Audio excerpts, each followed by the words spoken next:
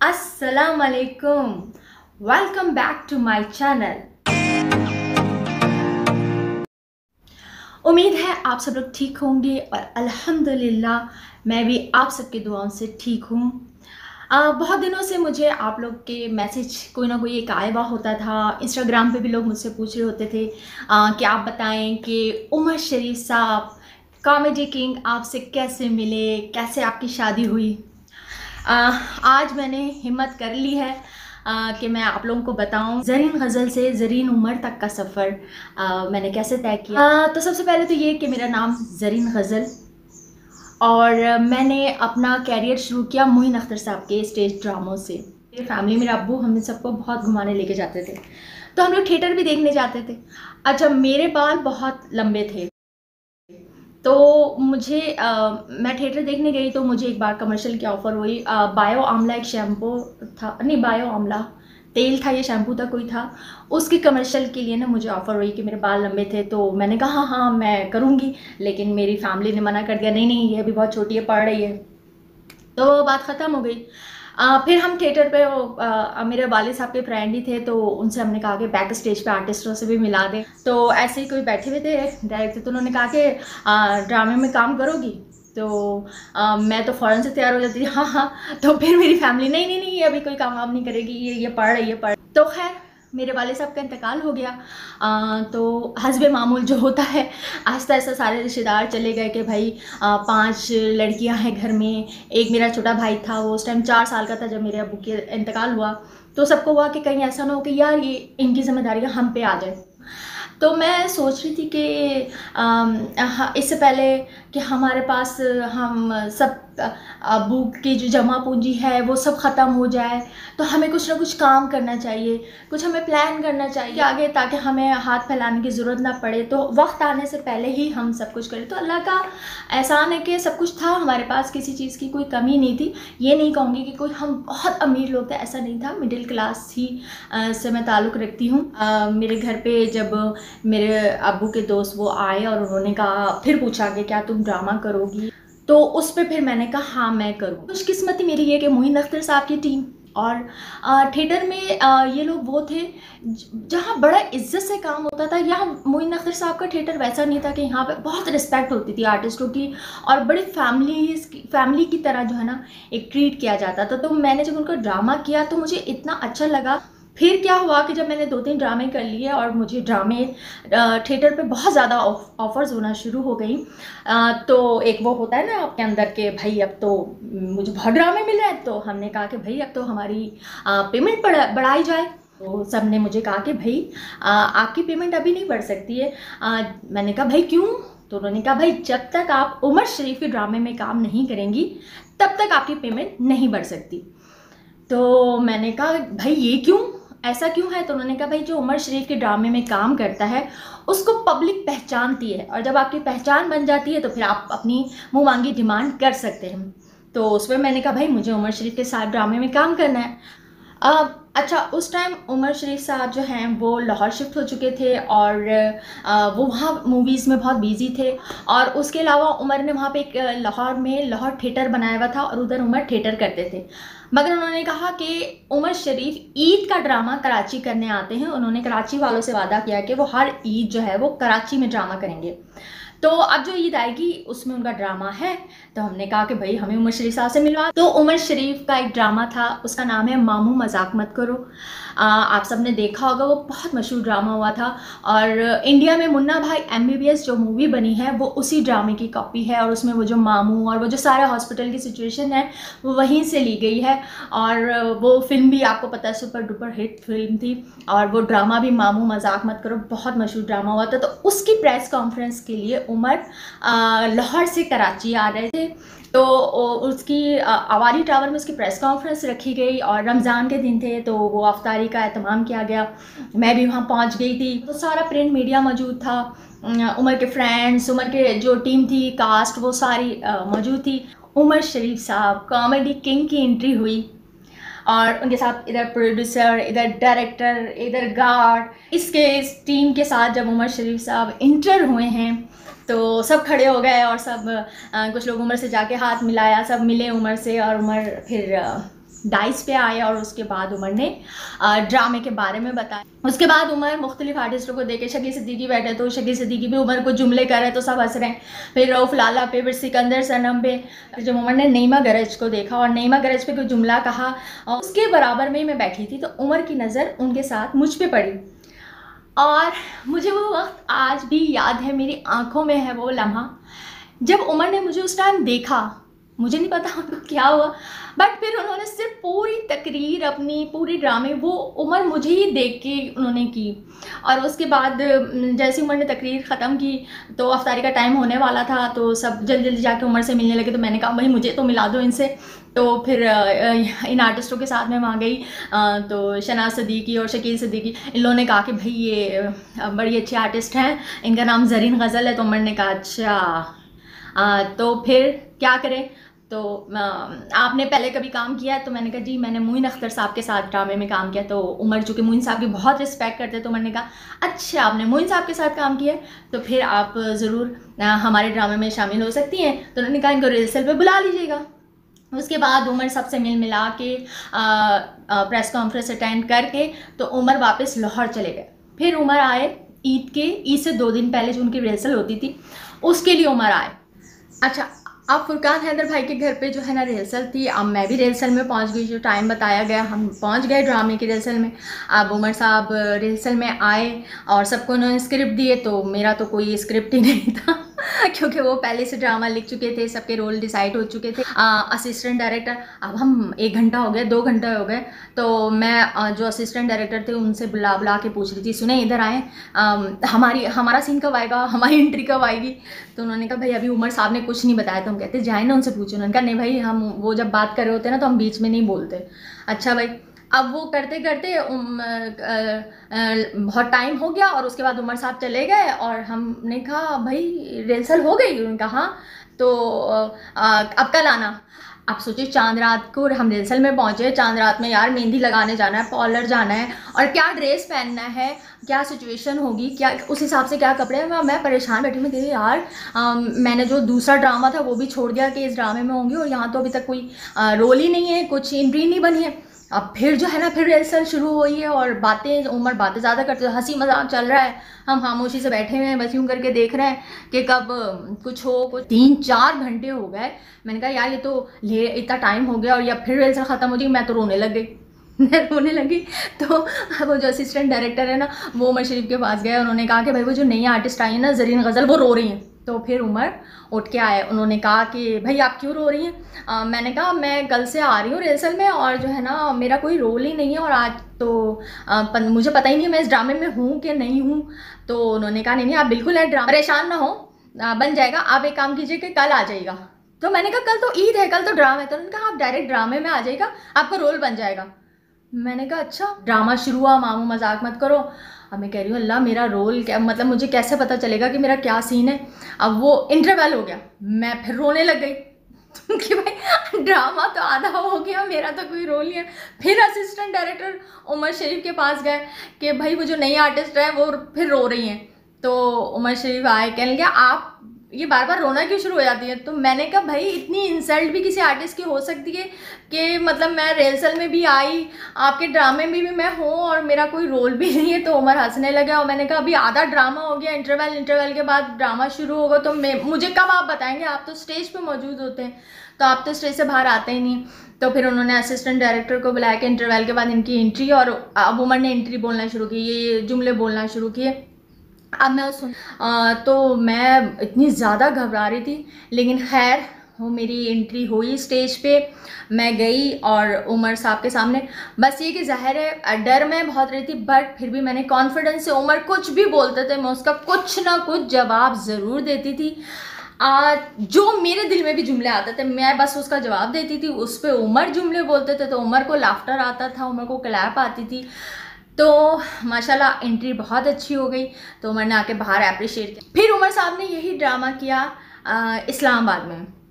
तो इस्लामाबाद से भी उमर ने शकील सिद्दीकी, सिकंदर सनम को बुलाया और नईमा गरज को बुलाया। तो फिर उमर ने मुझे भी साथ में उसमें बुलाया कि ये रोल यही करेंगी। अच्छा, फिर उमर ने थिएटर में जो है ना स्टेज पे उमर जैसे बोलने लगे कि तुम मुझे अच्छी लगती हो, अच्छा बताओ मैं तुम्हें कैसा लगा। तो मैं कहती आप अच्छे लगे। तो सब पब्लिक को कहते गवाह है ना, देखो ये कह रही है कि मैं अच्छा लगा हूँ इसे। और इस तरह के जुमले ना उमर, मैं समझती रही कि वो सिचुएशन है और उमर तो डेली ही चेंज जुमले करते हैं, तो ये उमर ऐसे जुमले बोल रहे हैं कि तुम्हारी शादी मुझसे होगी। जब जब उमर बोलते कि तुम्हारी शादी मुझसे होगी तो मैं सिर्फ हंस रही होती थी। और ये आप लोगों ने ड्रामों की रिकॉर्डिंग में भी देखा होगा कि सोचे कि 15 दिन उमर ऐसे जुमले बोलते थे, क्योंकि 15 दिन के बाद हम ड्रामा रिकॉर्ड करते थे। अब रिकॉर्डिंग में तो फिर भी, और मैं रिकॉर्डिंग में भी हंस रही हूँ क्योंकि मेरे पास इस सवाल का कोई जवाब नहीं होता था। अच्छा, फिर उमर ने लाहौर में ड्रामा किया तो भी अपनी टीम के साथ मुझे बुलाया। अच्छा, थोड़ा सा मुझे अब फील होना शुरू हो गया कि जब रिहर्सल होती थी तो उमर कहते थे हटो हटो हटो हटो, तुम्हारी भाभी आ गई हैं। तो सब ये लोग हटते थे, आए भाभी इधर बैठे, आप भाभी इधर बैठे। तो मैं गुस्सा, मैं तुम लोग की भाभी तो नहीं हूँ, मुझे मेरी कोई शादी तो नहीं हुई, मुझे क्यों भाभी भाभी बोल रहे हो। तो इस तरह मैं गुस्सा होना शुरू हो गई थी और मुझे थोड़ा सा वो फील भी होना शुरू हो गया था कि ये ज़्यादा हो रहा है और उमर साहब जो है ना कुछ ज़्यादा ही बोल रहे हैं। तो मैं थोड़ी सी घबराने लगी। तो हम एक इस्लामाबाद में दोबारा एक ड्रामा था, उसके लिए उमर ने पूरी टीम अपनी सिलेक्ट की। तो हमें बता दिया कि जी इस तारीख को हमने जाना है इस्लामाबाद में ड्रामा करने के लिए। मैं खामोश रही, मैं कुछ बोली नहीं, लेकिन उसके बाद ही मैंने फैसला किया कि नहीं, मैं अब उमर साहब के साथ ड्रामा नहीं करूँगी, क्योंकि वो मुझसे बहुत शादी की बातें और मोहब्बत की बातें करते हैं और उनको जवाब देना, उनसे बहस करना बहुत मुश्किल काम था, क्योंकि उमर कुछ भी पूछ सकते थे, बेइज्जती भी कर सकते थे। तो मैं थोड़ी सी, मैंने कुछ बोला नहीं। अच्छा, जिस दिन हमारी फ़्लाइट थी तो सारी टीम जो थी, जब वो एयरपोर्ट जा रही थी, रऊफ़ लाला ने मुझे फ़ोन किया, हाँ भाई ज़रीन हम लोग एयरपोर्ट के लिए निकल रहे हैं तो आप एयरपोर्ट पहुंच जाएं। तो मैंने तब रऊफ़ लाला को बोला कि नहीं, मैं नहीं इस्लामाबाद ड्रामा करने जा रही हूँ, मैं ड्रामा नहीं करूँगी और मैं कराची में ही ड्रामा कर रही हूँ। तो उन्होंने कहा ठीक है। अब वो एयरपोर्ट चले गए। अच्छा, उमर चूँकि सो के लेट उठते थे, तो जब उमर उठे सो के और उमर ने फिर रऊफ़ लाला को फ़ोन किया कि हाँ भाई आप सब लोग एयरपोर्ट पहुँच गए, और हम एयरपोर्ट आ गए, बट ज़रीन गज़ल ने जो है ना आने से मना कर दिया। फिर उमर शरीफ ने रऊफ़ लाला से मेरे घर का नंबर लिया और फिर मेरे घर पे मुझे कॉल की। तो उमर साहब ने कहा कि ये सुपरस्टार ज़रीन गज़ल साहिबा का घर है। मैंने कहा जी मैं ज़रीन बोल रही हूँ। तो कहने लगे ओह अच्छा, आप ज़रीन गज़ल बोल रही हैं, आपको पता है आपकी वजह से इस्लामाबाद की सड़कें ब्लॉक हो चुकी हैं और लोग जो है ना नारे लगा रहे हैं, अपने गिरबान फाड़ रहे हैं और कह रहे हैं हाय ज़रीन, हाय ज़रीन, ज़रीन गज़ल नहीं आएगी तो हम उमर शरीफ का ड्रामा नहीं देखेंगे, मेरे वहाँ पे पुतले जलाए जा रहे हैं, मेरे ख़िलाफ़ वहाँ पे नारे लग रहे हैं। तो अब उमर इस तरह की बातें बोले तो सोचे उमर का स्टाइल सोचें आप 2 मिनट के लिए। और तो इतनी मुझे गुस्सा भी आ रहा था और एक इंसल्ट भी फील हो रही थी कि इतना उमर मुझ पर तंज कर रहे थे। तो मुझे थोड़ा सा गुस्सा आ गया। मैंने कहा देखिए, मैं जानती हूँ मैं कोई बहुत बड़ी आर्टिस्ट नहीं हूँ कि मेरे लिए कोई जो है ना नारे लगाएगा और आपका ड्रामा देखने नहीं आएंगे। तो उन्होंने कहा फिर आपको थोड़ा सा एहसास है कि उमर शरीफ का कोई थोड़ा बहुत नाम है, उसने अगर पोस्टर पे सबकी तस्वीरें दे दी और आपने एकदम से आने से मना की। मैंने कहा एक ही हाल सोचा कि इनसे बहस करने से बेहतर है कि चले ही जाओ। तो मैंने कहा देखिए उमर साहब, अब मैं आ रही हूँ। खैर हम इस्लामाबाद जब पहुँचे और तो उमर शरीफ साहब जो है ना, उनके वो दोस्त थे मलिक रियाज, घर पे डिनर था, कोई दावत थी, उसमें उमर गए हुए थे और हमें वहाँ पे गाड़ियाँ पिक करने आई हुई थी। उन्होंने हमें पिक किया, होटल ले गए, हम होटल में बैठे थे। फिर उमर का सब एक रूम में बैठ के उनका इंतज़ार कर रहे थे उनके ही रूम में। तो उमर साहब इंटर हुए अपने रूम में, उनके साथ उनका एक गार्ड होता था अतीक ने आके दरवाज़ा खोला और उमर शरीफ साहब इंटर हुए। मुझे आज भी याद है उन्होंने जीन्स पहनी हुई थी और जीन्स की वो जो शर्ट पहनी हुई थी। और उमर आके सबसे मिले और मुझे बस ऐसे खड़े होके कहा अस्सलाम वालेकुम, थैंक यू आप आ गई, आपने मेरी मुझ नाचीज़ की इज़्ज़त रख ली। तो मैंने कहा जी जी वालेकुम अस्सलाम कह के मैं सोफ़े पे बैठ गई और उमर उनके साथ सबके साथ बेड पे ही बैठ गए और हंसी मजाक करना शुरू कर। अच्छा, कभी कभी ऐसा भी होता है कि जो आपको बहुत आपके पीछे पड़ा हो और वो जब एकदम से आपको इग्नोर करे तो आपको थोड़ा सा फील होता है। तो मेरे साथ कुछ ऐसा ही हुआ कि वो उमर शरीफ जो हर ड्रामे में मुझसे इज़हार मोहब्बत कर रहा और आज जो है वो इतने फॉर्मल तरीके से मिले। और तो मैं आज फर्स्ट टाइम फिर उस टाइम उनको जो है ना उनकी बातें सुन रही थी और उनको देख रही थी और बस मैं साइड में बैठी हुई थी। प्रोग्राम बनाया शाम को, तो वो जिन्ना स्क्वायर, उस टाइम मॉल वहाँ नहीं था, तो जिन्ना स्क्वायर में हम लोग गए शॉपिंग के लिए। तो उमर की शॉप्स बनी हुई थी तो उन्हीं शॉप्स में गए। तो नईमा गरज जो है ना निकल गई कि नहीं नहीं मैं जाके मैं तो और शॉप्स में भी देखूंगी, तो मैं भी उनके साथ निकल गई। अच्छा, उमर ने अपने गार्ड अतीक को भेज दिया, उन्होंने कहा था नईमा गरज जो जो चीज़ें खरीदे तो उसके पैसे तुमने पे करने हैं। अब नईमा बाजी ने वहाँ चीज़ें खरीदी, मैं बस ये कि चीज़ें देख रही थी, तो मैंने कुछ ख़रीदा नहीं। अच्छा, अब हम लोग होटल वापस आ गए। दूसरे दिन भी हमारी रिहर्सल थी, तो रिहर्सल से पहले थोड़ी देर पहले उमर ने नईमा गरज, सलमा ज़फ़र, मुझे और नायला रहमान एक और आर्टिस्ट थी, तो वो उनको बुलाया रूम में। जब हम रूम में गए तो कुछ चीज़ें उनके रूम में रखी हुई थी, लगी हुई। तो उमर साहब ने कहा कि ये ज़रीन गज़ल साहिबा आपके लिए हैं, क्योंकि आप मेरे साथ कल शॉपिंग पे गई थी लेकिन आपने कुछ ख़रीदा नहीं, और ऐसा हो नहीं सकता मेरे साथ कोई शॉपिंग पे जाए और वो चीज़ें ना ख़रीदे। तो वहाँ वो चीज़ें मौजूद थी जो मैंने पसंद की थी, जिन पे सिर्फ मैंने हाथ भी रखा था, तो वो सारी चीज़ें वहाँ मौजूद थी। तो मैंने कहा आप इतना सब कुछ क्यों ले आए, अगर आपको ऐसे ही देना था तो कोई एक आध चीज़ें देते। उन्होंने कहा नहीं नहीं ये सब चीज़ें, क्योंकि मुझे पता नहीं था कि आपको कौन सी चीज़ पसंद आएगी, लेकिन ये सब चीज़ें हैं, मेरे ख्याल में आपने पसंद की थी, तो ये सब आपके लिए हैं। तो फिर उमर ने बोला कि वैसे भी होने वाले शौहर का इतना तो फ़र्ज़ है। मैंने कहा फिर शादी की बात, और मैं ये कह, मैंने कहा उमर साहब शादी, तो सब लोग हंसने लग गए, और मैं जो हूँ ना क्या कहते हैं वो चीज़ें लेके रूम में आ गई। अच्छा, हम फिर वहाँ बरी इमाम सरकार पे गए। ड्रामा शुरू करने से पहले उमर सलाम करने जाते थे और वहाँ पे न्याज करते थे, तो हम गए वहाँ पे, तो उमर ने वहाँ पे न्याज दी, लंगर किया। तो तब तो उमर ने कहा कि भाई मैं तुम सब लोग के सामने यहाँ पे ज़रीन से बोल रहा हूँ कि भाई तुम मुझे पसंद आई हो और मुझे अच्छी लगती हो, और पता नहीं क्यों मुझे ऐसा लगता है कि तुम्हारी शादी मुझसे होगी और मैं तुमसे शादी करना चाहता हूँ। तो मुझे थोड़ा सा मैं वो घबरा भी गई कि मुझे वैसा लगता था कि उमर मजाक कर रहे हैं, या ज़ाहिर मुझे लगता था फ्लर्ट कर रहे हैं, तो वो वो वाली बात ही, आर्टिस्ट ऐसी बातें करते रहते हैं। तो मैं थोड़ी सी वो घबरा गई, लेकिन पता नहीं क्यों उमर की बातें अच्छी भी लग रही थी, क्योंकि मुझे एक चीज़ पे बिलीव था कि उमर वैसे मजाक कर सकते हैं, कुछ भी उमर कहीं भी कुछ भी बोल सकते हैं, बट जिस जगह उमर खड़े थे बड़ी इमाम सरकार पे, चूँकि उमर बुजुर्गान दिन की बहुत रिस्पेक्ट करते थे, मैंने नहीं देखा कि उमर ने अपना कभी कोई ड्रामा स्टार्ट किया हो, कोई शो, कुछ भी। उमर रिकॉर्डिंग स्टार्ट करने से पहले उमर न्याज देते थे, और उमर की डेली मतलब उमर दुआ करते थे, और नबी पाक सल्लल्लाहु अलैहि वसल्लम से लेके उमर तमाम पंजतन को, तमाम औलिया कराम को उमर बख्शते थे। तो मैंने इतने बुजुर्गान दीन के नाम ही उमर शरीफ से ही सुने थे इतने, और उमर की ये रूटीन थी, इसके बगैर उमर अपना काम स्टार्ट नहीं करते थे। तो मुझे पता था कि उमर कितनी रिस्पेक्ट करते, तो मुझे लगा कि नहीं उमर यहाँ बोल रहे हैं ना, तो उमर सच बोल रहे हैं। तो मैं थोड़ी सी वो परेशान भी हुई, क्योंकि एक दिल में था कि कुछ भी है, उमर शरीफ एक शादीशुदा आदमी है और मेरे रिश्ते भी बहुत थे, तो मैं थोड़ी सी वो हुई। लेकिन सब आटे जा रहे हो उमर तुमसे प्यार करता है और ये वो सारी, नहीं सलमा बाजी अबे पागल, क्या कमी है उमर शरीफ में।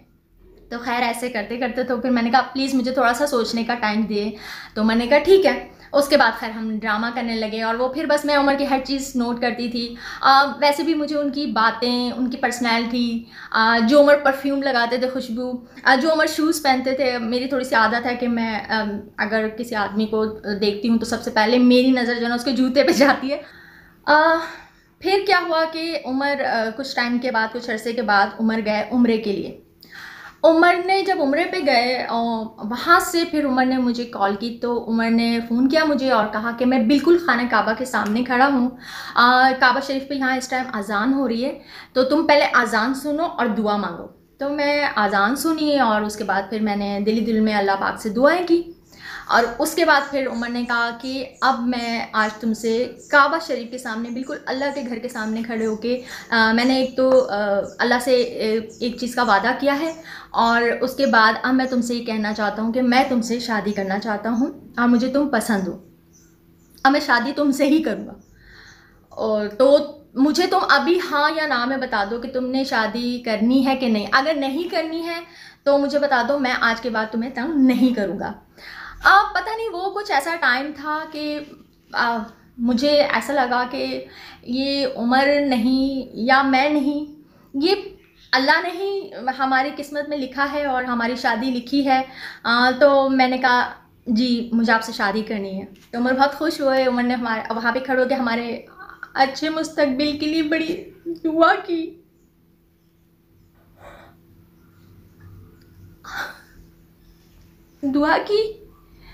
फिर खैर उमर जब आ गए, फिर शादी बड़ी सादगी से हुई मेरी और उमर की। उसमें कुछ हमारे आर्टिस्ट और कुछ फैमिलीज हमारी शामिल थी, अदरवाइज़ ऐसे कुछ बहुत ज़्यादा एहतमाम नहीं था। मैंने कुछ शादी का बहुत ज़्यादा जोड़ा वारा नहीं पहना था। लाल कलर का मैंने शलवार कमीज़ उमर की पसंद से ही लिया था, वो मैंने पहना था। और उसके बाद फिर हमारा जब वलीमा हुआ कराची में, तो उसमें उमर ने एक छोटा सा फंक्शन रखा था जिसमें मोइन अख्तर साहब आए थे और सारे हमारे थिएटर के आर्टिस्ट थे। ये मोइन साहब हैं, ये गाना गा रहे हैं और यहाँ सारी मेरी फैमिली भी और उमर के दोस्त भी और सब मौजूद हैं।